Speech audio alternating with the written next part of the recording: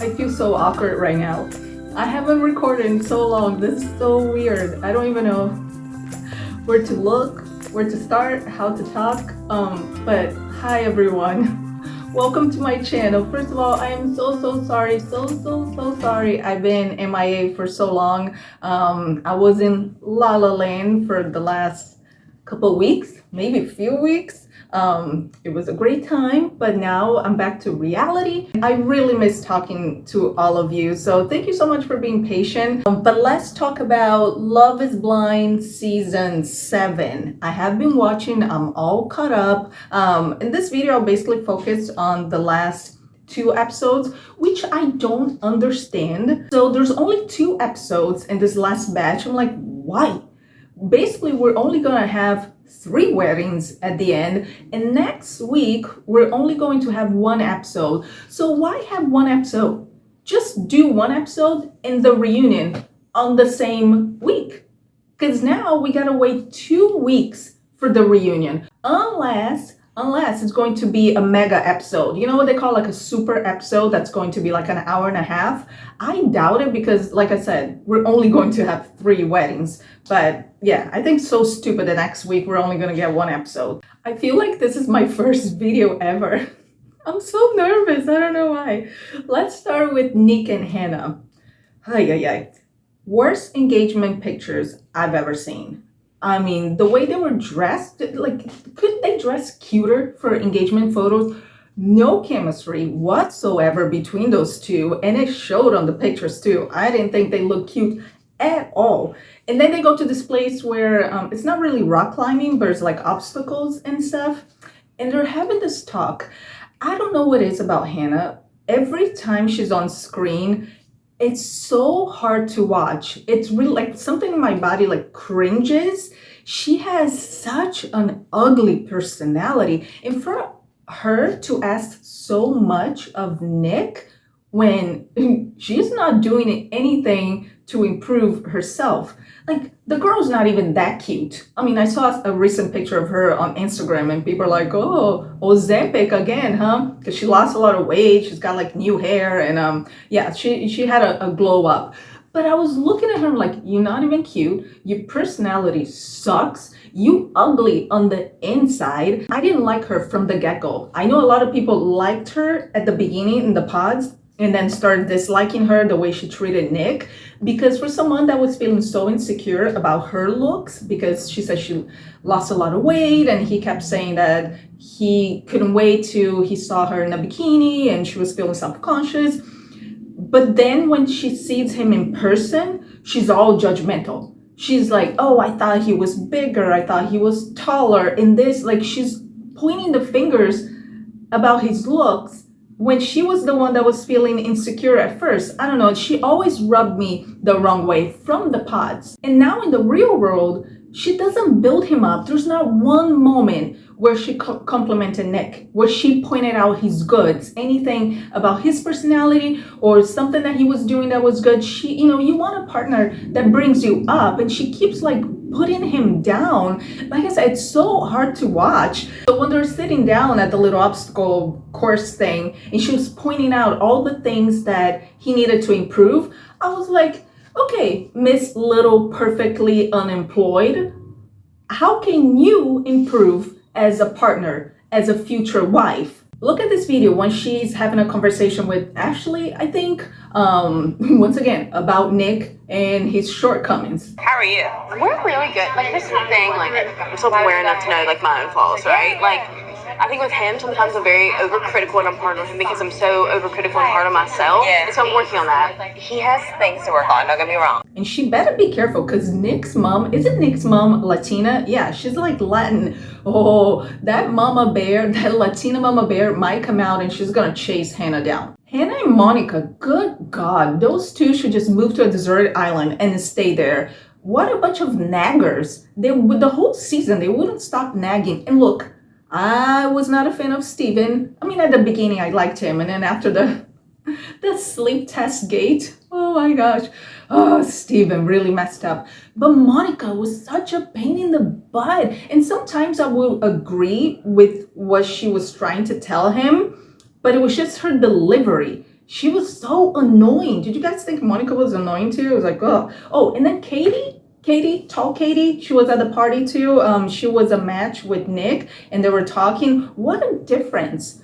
What a difference. The way she talked to Nick, she kept praising him and saying, lead with this. Lead with your family values. Lead with you being a good person because you are an amazing person. Like the way she was talking to him, I was like, see, Nick, that's the kind of person you should date. And then we have the breakup scene on the couch because Hannah and Nick, they didn't go try on tuxedos or her wedding dress. So she already had her notebook ready.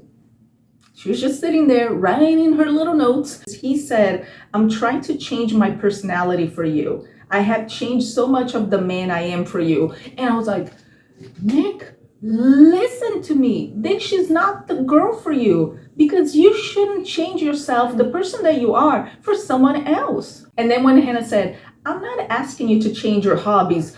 Say what? Two episodes ago, not even 2 episodes ago, the previous episode or the previous night where he was saying that he was watching the game and then she's like, priorities, huh? Because she was telling him that he should read more often. And I was like, okay, so this guy who used to be a professional football player who loves the sport, I mean, he was almost a pro, but loves the sport, it's watching a game and she wants him to read instead?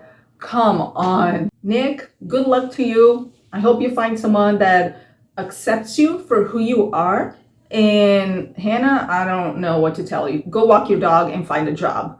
Yeah, go walk your own dog. Why is she asking him to walk her dog? It's your dog. And 2, you unemployed. He's got a job. You got all the time in the world to walk your dog. And then asking him to take out the trash when the trash wasn't even full. Do you know what a waste that is of a trash bag? That's really bad for the environment. Okay, let's move on to Marissa and Rasmus. Am I pronouncing his name right? I think so. We start with them on the balcony, and we all know that the editing of the season has been awful, like something I've never seen. Whoever Netflix hired to edit the season, I'm so sorry, but you need to either be fired or go do a course on editing, take some classes, because we are thrown into the middle of a storm, not knowing how the storm started. First in Cabo with, wasn't Ashley, was the other one, I forgot her name, but she put her mouth on, was it Tyler? I can't remember. Those 2 couples, I get confused all the time. But yeah, so it was like, what happened? Where were the cameras? And then now with Marissa and Rasmus, they obviously had an argument, but then we're like, how, about what? What did it happen? And it happens later again at the end of the last episode, also with Monica and Steven. How did she find out about the sleep test and the, inappropriate text messages? I want a full batch of extra episodes with just unseen footage.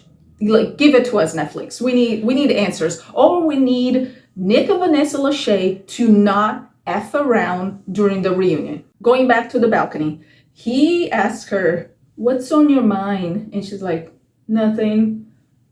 Guys out there, if a woman tells you there's nothing in her mind, don't believe her. There are lots of things in her mind. Or when a guy says like, why are you mad? I'm not mad. Oh, she's mad. Basically, we're left with the cast members having to tell us what happened the night before. So Marissa said that he tried to have sex with her while she was sick, tired, and PMSing. Oh, not a good combination. Ladies, we've all been there. But ladies out there, if you ever have a headache and your partner tries to have sex with you, do it. But it has to be quality sex. Because trust me, headache will go away. I know at the beginning, it's really hard. You don't want to do it. You're feeling tired. You have the headache. But if you have a good orgasm, poof, headache is gone. Or grab your little toy, your vibrator, and He was saying that the sex in Cabo was great. And I was like, Rasmus, of course it was great. You in this beautiful place, honeymoon, everything is paid off by Netflix. And then you go back to reality. Yeah, things are starting to sink in. And then he said, I want to make sure it doesn't look like that long term, like her refusing sex. Because she even said, she's like, oh, you need to lay off petting me. I thought it was so cute. When he was talking, and I like him, but he sounded like a guy that wants his woman to ride his dick 6 days a week. And I'm like, Resums, like, calm down.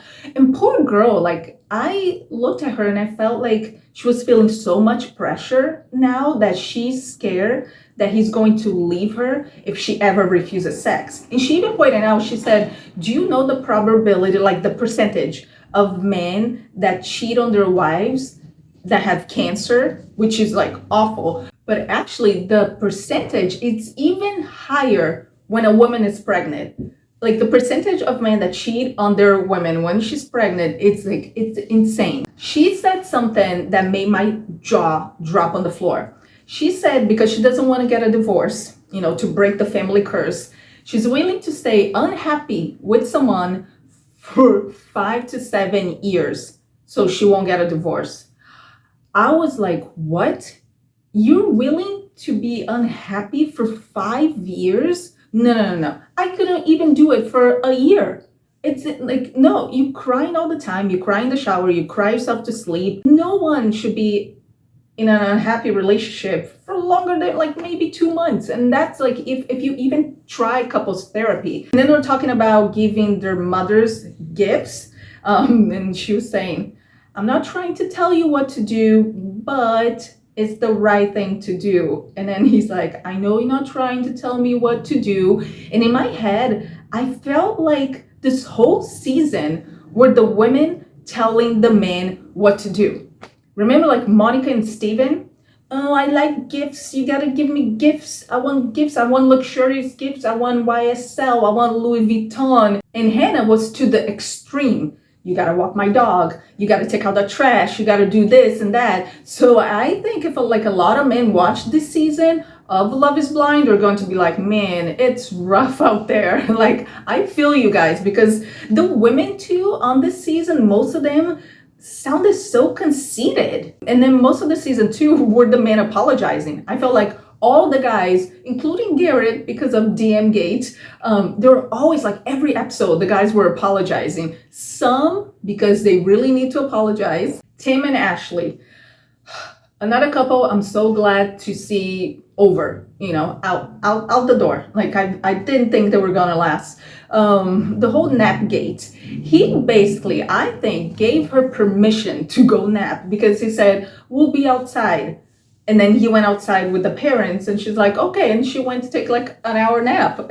I think he gave her the permission to go nap, but he was so upset about it.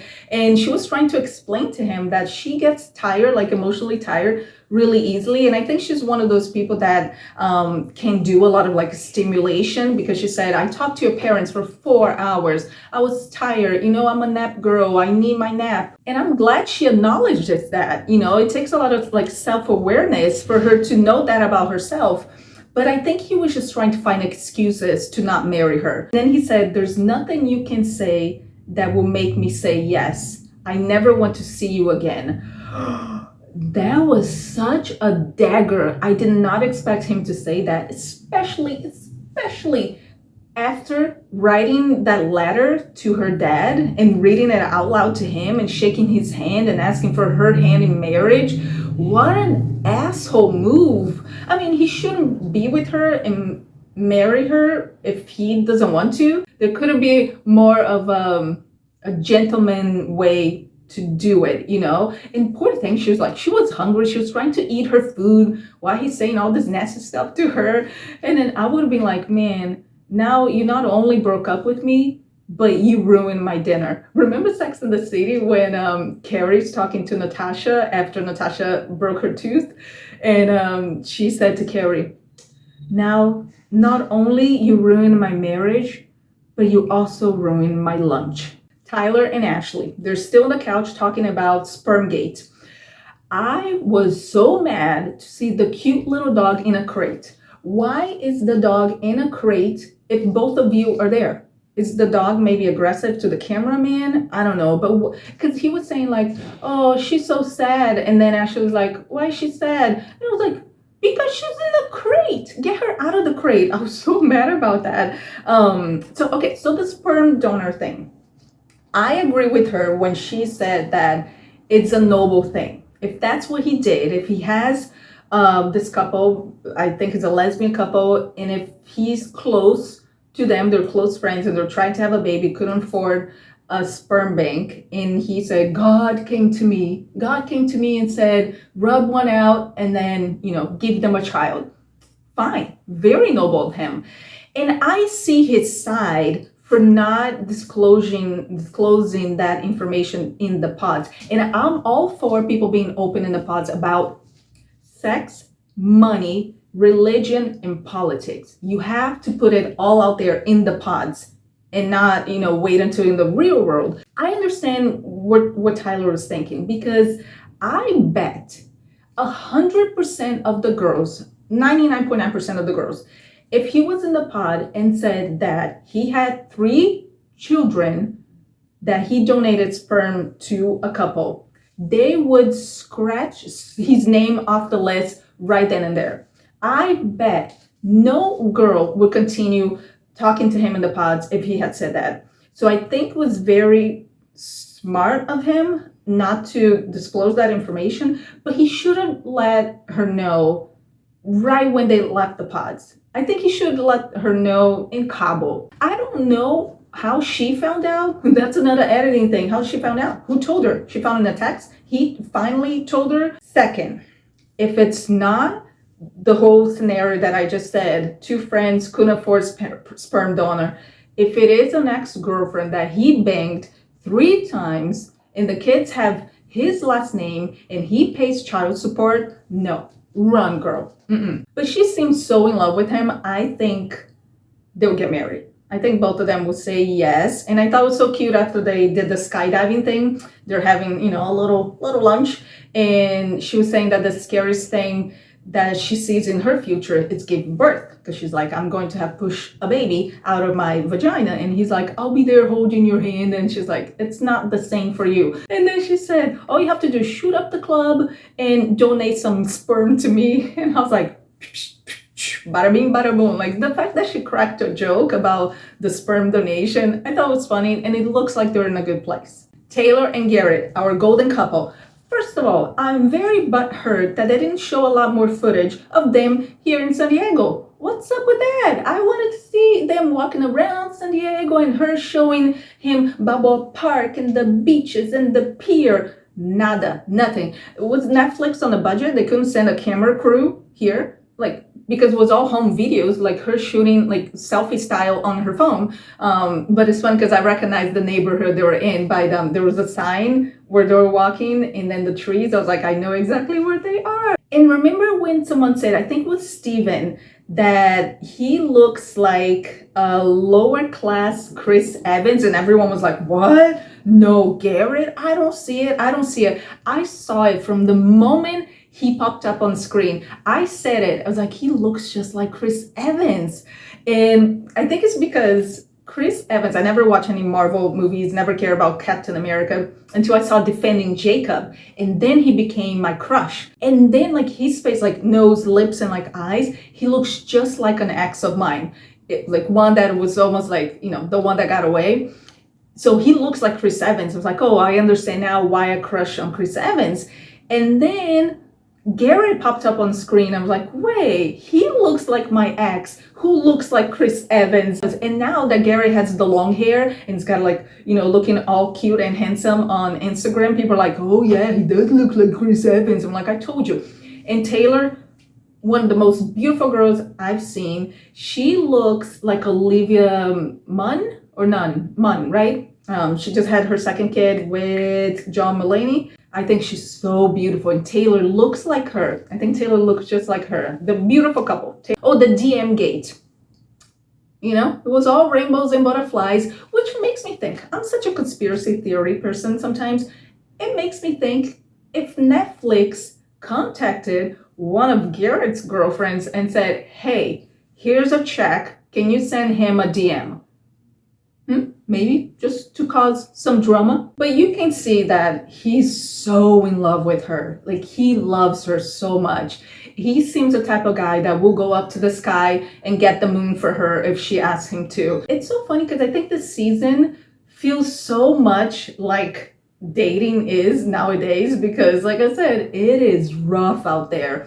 And I remember someone saying to me that the dating pool nowadays is full of pee. But also, I think, because I have a friend that she said, "Oh, Denise, I gave up. I just gave up. I'm not even looking anymore. If it happens, it happens. It's just like, it's so bad out there." But I think that whatever you put out, you receive. You know, if you still have hopes, if you still think in a positive way, then something positive will come. You know, the couple of guys that I went on a date with, like, nothing like happened, but they were lovely. They had a great conversation. You know, they're very nice, normal. It's just, you know, when you know there's no like physical connection, there's not really like an attraction. So if you're out there, don't give up. Don't give up on love. I love love. I love love. It's like, I sound like J-Lo. No, Jennifer Lopez, you take some time on your own.